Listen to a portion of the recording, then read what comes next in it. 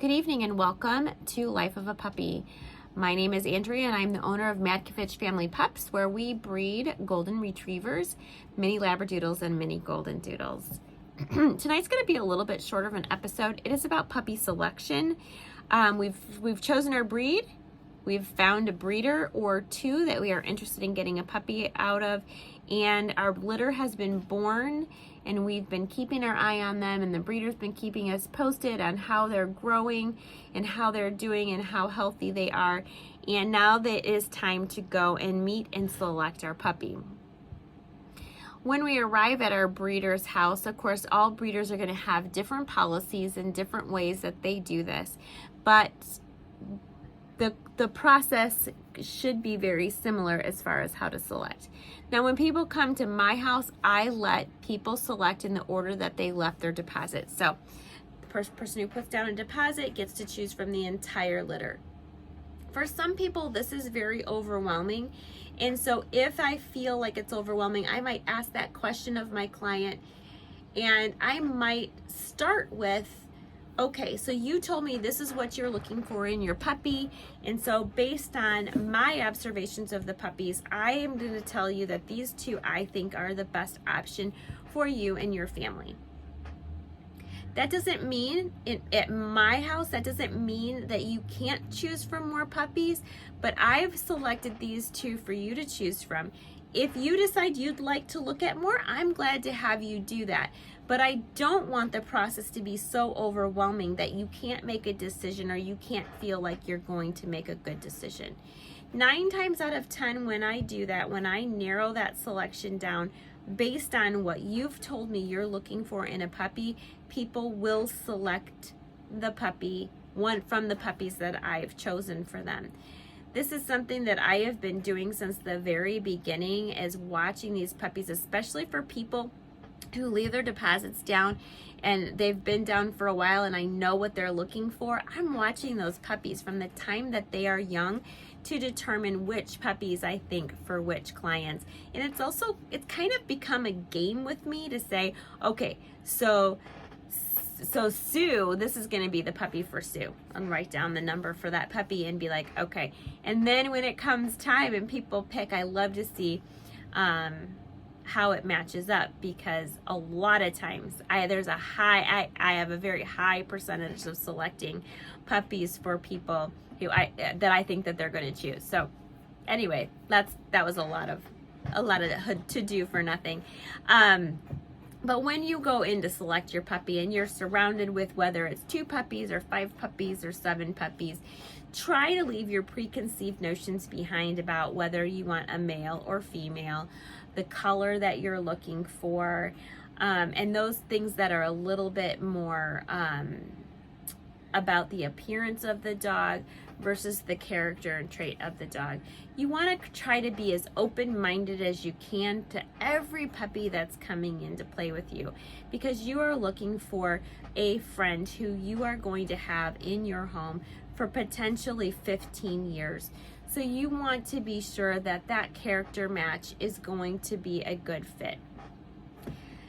When you are selecting a dog for just a family companion, your selection process is going to look a little bit different than if you are selecting that dog to guard your business, to guard your family, to be a therapy or service dog for a child, or a seeing eye dog for an adult. All of these things will make a difference in your selection process. So I'm going to try to be as general as possible about how to select your puppy, but making sure that you know exactly what you are looking for in character and temperament based on what you are purchasing this dog for. Most people are picking a family pet. And so this is where we are going to spend the majority of our time tonight talking about puppy selection. One of the mistakes that families make is bringing their small children to selection day.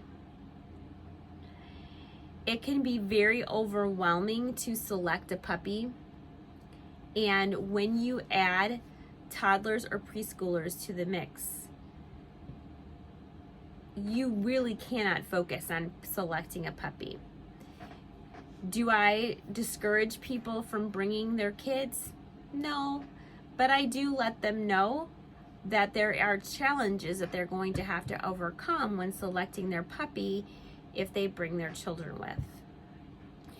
So, and we've had all kinds of people, all kinds of kids come, from ones that just are so naughty, parents can't even look at the dogs, to ones that are really good and it goes really well. And only you know your children. You just have to understand that there's a different dynamic when you are selecting, when you're having to watch your little ones with that puppy. And while some people feel that's a good thing, that they're going to determine that puppy based on how it deals with their kids, you got to remember, you might be looking at 8 puppies. That's going to be overwhelming to your children. So how that plays out and how that selection process goes is going to be different if you have your children with you versus it's just you and your significant other, or just you. So understanding that and setting enough time aside to select your puppy with everybody there is going to be important. As a family pet, you want to be sure that that pet has a temperament that goes with your household. You can select the calmest puppy in the bunch and it can become a nutball if that's what your family dynamic is. So being honest about your family dynamic is also going to help in your puppy selection. If you guys are crazy chaotic, if your house is loud and rowdy, it's not going to matter so much if you have the calmest puppy in the bunch. If your house is calm and quiet, you're going to want to start out with a puppy that has a little calmer and quieter temperament. But again, your puppy is going to match the energy level in your house. So don't get hung up on trying to get a puppy that's going to be super calm and super quiet if your energy level is way to the extreme. I have a dog, Golden Retriever. When she's at my house, she is the sweetest, calmest, quietest, don't even know she's their dog. But when she goes to my daughter's house, where she lives most of the time, my daughter is very high energy. That dog is out of control all the time. When you walk in, she's at your feet, she's jumping on you, she's wanting your attention, she's blah, blah, blah, blah, blah. Okay, so she matches the energy of the house that she's at. So keep that in mind. Your dog is going to match the energy of the environment that it's in the majority of the time. Okay, so the breed that you are going to be looking at is going to make a difference on a lot of different things. So family pet, we're talking about family pets, not service dogs or dogs that have a specific job that they're going to be doing, So you're looking for a dog that's going to match your family. And I do suggest that if you have had conversations with your breeder and you do feel like you trust that person, which you should, because you're going to be buying a pet from them that you want to have in your family for the next 15 years, you need to rely on their suggestions, if they have one, of which one that they feel will be a great fit for your family. 9 times out of 10, they are going to be the one who is the most well equipped to help you with that selection, because they have been watching that puppy grow from the time that it was born. And so they have a better idea of what the overall character and temperament is of that puppy. When you come to select your puppy, you are seeing a tiny snapshot of what that puppy is like. So I sometimes have people come and they'll be like, oh, that puppy is so lethargic. Well, that puppy just had another family come and visit, and so that puppy is really, really tired. Or they'll be like, oh, that puppy is really crazy. Well, that puppy just woke up from a nap, so it has a lot of energy right now. So you are seeing a little snapshot of what that puppy is like, where your breeder has seen that puppy grow. It gets to see it when it's awake and playful, which puppy is more dominant, which puppies are more submissive, if there are any. Is there a puppy in there that's more aggressive and that's what you need at your house because you have other dogs and you want that puppy to be able to stand up for itself? Whatever their characteristics are, it's really hard to see all of that when you're coming for maybe 30 or 45 minutes. You aren't going to see the big picture, but your breeder has been watching that dog. So don't discount the things that your breeder tells you or the suggestion that your breeder makes for you. If you've been completely honest and open with what you're looking for that puppy, they should be able to help you with a great match. Now, if you feel like your breeder is just trying to sell you a puppy, then you probably shouldn't be buying from that breeder, because there will be people out there that just, I want this puppy to sell, so I'm going to make that puppy match you. But you should really be able to tell that through the conversation. So have open dialogue, ask lots of questions, even at that stage. Even if the questions are irrelevant, is my breeder, is the person that I'm talking with, do they make me feel like I am a part of their family and welcome as I'm trying to make this selection and work through the process? It can be tedious. For some people it's super easy, and for some people it's agonizingly hard. So that also has to do with you and your family and what you're looking for. Also, how many puppies you have to choose from. Again, I cannot stress enough how wonderful it is to be able to start with a smaller selection. And if you don't find something that you like, then maybe getting a different puppy. Maybe what you thought you wanted isn't actually what you want. And that's okay too. So now we've worked through that, and as a family dog, what we're looking for. We want a dog that is going to match our energy and match our lifestyle. And when you get into it, down into the nitty gritty, you need to make sure that that individual temperament also matches, not just the general breed characteristics, but the individual puppy characteristic and temperament. Now, if you are looking for a dog that is going to be a service dog or a working dog, then you have some very specific questions to ask. And there are tests that you can do with puppies to determine whether they are going to be successful in those jobs. So when you are choosing a dog, let's say for a service dog, you want to make sure that that dog is going to be able to be turned on its back, that it has a trusting personality. Is it going to be, you going to be able to use treats to train it? How does it respond to noises? Does it react in fear when something happens behind it or beside it? So they will use shakers and different noises to kind of not try to scare the puppy, but to see what its reaction is. Because when you have a service dog, that service dog has to be able to do its job in the midst of chaos, in the midst of things that might scare the average dog.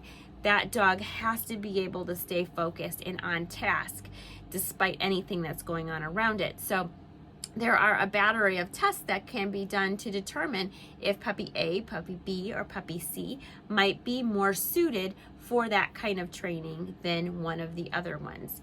And so knowing that before you go there and bringing that list of test things that you would like to perform on that puppy or that set of puppies to determine which one you might choose is a good thing. And even if you're just looking for a family pet, maybe those are the characteristics that you want. You can still perform those tests. Bring the test with you.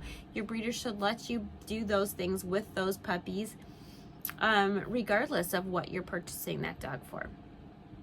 All right, so that is some pretty good general rules for selecting your puppy. Honestly, I'm going to be super honest. I don't know anything about choosing a dog for guard dog.